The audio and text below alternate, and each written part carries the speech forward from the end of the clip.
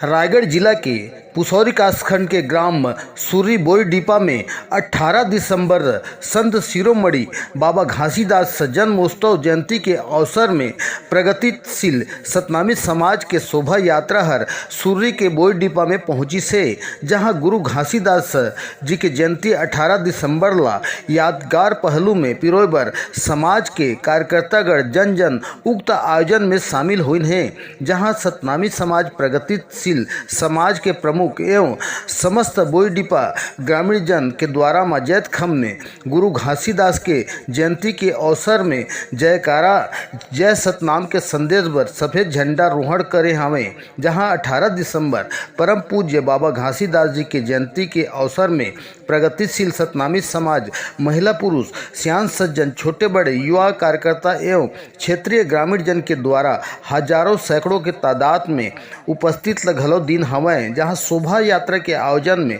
Pusaur block के अलग अलग गांव ले होकर के शोभा यात्रा सूरी ला पहुंची हवै। जहां सतनाम परिवार सामाजिक बंधुगण 18 दिसंबर ला ऐतिहासिक आयोजन बनाए बर हर प्रयास गांव-गांव में सतनाम के सादा झंडा घलो लहराए हवैं।